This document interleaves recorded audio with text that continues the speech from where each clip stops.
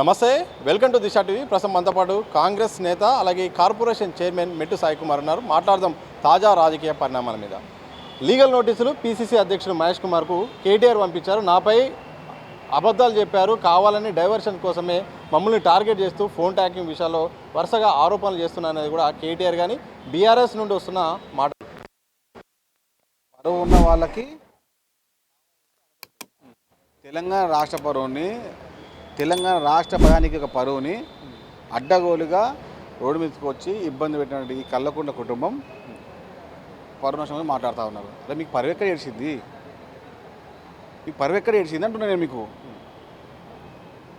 ఇంటికాడ ఒక ముసలి నన్ను అడిగింది ఒక మాట, నాయన ఈ ఫోన్ ట్యాపింగ్ అంటే ఏంది నాయన అని. ఏం లేదమ్మా, నువ్వు మాట్లాడ అన్ని ముచ్చట వింటారని చెప్పిన. అని వింటారా? వింటారమ్మా, వింటారు. అయ్యా, గతంలో నేను మా అల్లుని తిట్టిన ఫోన్లా, మా కోడలు తిట్టిన ఫోన్లా అని అన్నది. అది కూడా రామా అంటే ఇన్నొచ్చమ్మా నిన్న వీరికే మాగరం వచ్చింది అని అంటారు వాళ్ళు. అంటే తెలంగాణ ప్రజల యొక్క వ్యవస్థని కూడా ఇబ్బంది పెట్టే విధంగా, రాజకీయ వ్యవస్థను అవమానం కలిసే విధంగా మాట్లాడి చేసి ఇప్పుడు ముందుకు వచ్చి ముచ్చట్లు మాట్లాడుతున్నారే. ఎంత మంచిగా మాట్లాడుతున్నారండి. స్వాతిముత్యం పనులు మాట్లాడుతున్నారు. ఈ స్వాతిముత్యాలు గత 10 ఏళ్ళు ఏ గాఢ పనులతో మీరే కదా అహంకారపూరితంగా వ్యవహారాలు చేసింది, మీరు కాదా ఇబ్బందిగా మాట్లాడింది, మీరే కదా మనుషులు తెలంగాణ రాష్ట్ర ప్రజానికాన్ని ఇబ్బంది పెట్టి ఏ విధంగా మీ పబ్బం గడుచుకున్నారో అప్పుడే మర్చిపోయారా? కల్లకుంట తారక రామారావు గారు మన బుక్లో ఉంటుండే రాముడు మంచి బావుడు అని చెప్పి, ఆ పదానికి వ్యతిరేకంగా పనిచేసే ఈ కల్లకుంట తారక రామారావు పేరు పెట్టుకొని, ఆ రాముని పేరు పెట్టుకొని, ఆ దేవుని పేరు పెట్టుకొని ఇట్లా చిల్లర వరకు మాట్లాడుతూ ఉన్నారు. సిగ్గు లేదా? నువ్వు మనిషివేనా అసలు? లేదా మీ మానవతం ఉందా అసలు? ఇలాంటి చిల్లర మాటలు మాట్లాడి, ఇలాంటి చీపుగా మాట్లాడి కల్లకుంట తారక రామారావు గారు బేషరతుగా తెలంగాణ 4 కోట్ల ప్రజానికానికి క్షమాపణ చెప్పి తీరాల్సిందే. ఈ కల్లకుంట్ల కుటుంబం దాదాపు 1 కోటి సార్లు పైన రేవంత్ రెడ్డి గారి పేరు పలికి ఉంటారు. దాదాపు 1 కోటి సార్లు పైన రేవంత్ రెడ్డి గారికి పేరు పలికి, రామకోటి బదులు రేవంత్ గారి పేరుని 1 కోటి సార్లు పలికి ఉంటారు వాళ్ళు. రేవంత్ కోట ఉండొచ్చు, దానికన్నా ఎక్కువ. రేవంత్ గారి కోటి అనొచ్చు, రేవంత్ కోటి అనొచ్చు. రేవంత్ రెడ్డి గారి పేరు కల్లకుంట్ల కుటుంబము దాదాపుగా 1 కోటి సార్లు ఉదయం, మధ్యాహ్నం, సాయంత్రం, అర్ధరాత్రి, అపరాత్రి, పట్ట పగలు పలికి వారి యొక్క జన్మని సాధన చేసుకుంటున్నారు. కల్వకుంట్ల కుటుంబం పేరు పెట్టి పిలుస్తున్నారు కానీ కేసీఆర్ మాత్రం రేవంత్ రెడ్డి పేరును పిలవడానికి మాత్రం ఆయన ఆసక్తి చూపట్లేదు. వరంగల్ సభలో కూడా ఎక్కడ కూడా రేవంత్ రెడ్డి పేరుని మాత్రం ఎక్కడ సీఎం హోదాలో మాత్రం ఆయన మాట్లాడట్లేదు. ఆయన అజ్ఞానానికి పరాకాష్ట అది. వాళ్ళకు తెలంగాణ తొలి ముఖ్యమంత్రి అని రాసుకుంటారు తప్ప మాజీ ముఖ్యమంత్రి రాసుకుంటారు. అది వాళ్ళ అజ్ఞానం. అది తెలంగాణ తొలి ముఖ్యమంత్రి కల్లకుంట్ల కేసీఆర్ తారక రామారావు వాది అనుకుంటారు కదా.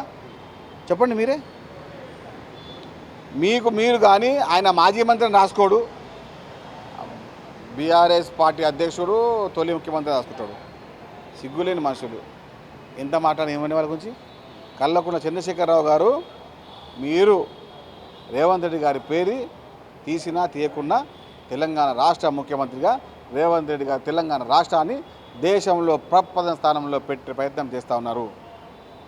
మీరు తెలంగాణ రాష్ట్ర పరువుని బదర్కిస్తూ ఉన్నారు. ఇది ఆయనకు మీకు తేడా.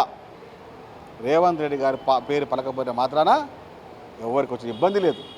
కేసీఆర్ కుటుంబం దాదాపుగా 1 కోటి సార్లు పైగా రేవంత్ రెడ్డి గారి పేరు వారి ఇంట్లో, వారి బెడ్రూమ్లో, వారి బాత్రూంలో, వారి హాల్లో ప్రతి ఒక్క దగ్గర పలికి దాదాపుకు ఆ కుటుంబం మాత్రమే రేవంత్ రెడ్డి గారి పేరు దాదాపు 1 కోటి సార్లు పలికింది. ఫార్ములా ఈరేస్ కేసు అనేది ఒక లొట్ట పీస్ కేసు. దమ్ముంటే అరెస్ట్ చేయండి. అసలు ఆ కేసులో ఏం లేదు. పదే కేటీఆర్ మీ సర్కార్పై అంటున్న మాటలు. ఈ లొట్ట మాటలు మాట్లాడడానికే, లొట్ట పీసు కేసు పెట్టడానికే ఈయన పత్తలాడిండా? ఈయన కార్ సాడి పట్టుకుంటా ఏమన్నా? కార్ రేస్ అనేది ప్రభుత్వ సొమ్ముని అప్పనంగా నీకు అనుకూల వ్యక్తికి ఎలాంటి వ్యవహారం లేకుండా, ఎలాంటి ఫైనాన్స్ యొక్క క్లియరెన్స్ లేకుండా నువ్వు దొంగతనంగా ఇచ్చిన దొంగవి నువ్వు ఇప్పుడు ముందుకు వచ్చి లేని మిసాలు మేలేస్తా ఉన్నావా? దొంగతనంగా ప్రజానిక సొమ్ముని నువ్వు దొరలాగా పనిచేసి నీ కాంట్రాక్ట్కో నీ యొక్క అనుచరునికో నీ యొక్క చిల్లరగాని కోరికి ఇచ్చేసి ఇప్పుడు లేని మిసాలు మెలేస్తున్నావు కలకుండా తారక రామారావు గారు. చిల్లరగా మాట్లాడే బదులు తెలుసుకొని మాట్లాడు. ఈ రేస్ కేసులో కానీ దాదాపు 10 కేసులలో కేటీఆర్ జైలుకి పోవడం ఖాయం. తెలంగాణ రాష్ట్ర ప్రజానికానికి ఆయన బేషరతుగా క్షమాపణ చెప్పాల్సింది. అహంకారంగా మాట్లాడినా, అజ్ఞానంగా మాట్లాడినా కల్వకుంట్ల తారక రామారావు గారు తెలంగాణ రాష్ట్రంలో ఒక చీప్ చిల్లర్ నాయకుడు. ఫోన్ ట్యాపింగ్ కేసు వ్యవహారం మాకు సిబిఐకి ఎందుకు ఇవ్వట్లేదని కూడా బీజేపీ పదే మాట్లాడుతుంది. కావాలని ఒక అండర్స్టాండింగ్ ప్రకారం చేస్తుంది. ఈ విషయంలో ఫోన్ ట్యాపింగ్ బయటకు వచ్చే అవకాశం కనపడలేదు. ఇప్పటికైనా కేంద్రానికి అవకాశం ఏంటి, దర్యాప్తు సంస్థలు కానీ కూడా కేంద్ర మంత్రి కిషన్ రెడ్డితో పాటు చాలామంది అంటున్నారు. రాష్ట్ర పోలీస్ వ్యవస్థ పైన దేశానికి నమ్మకం ఉంది.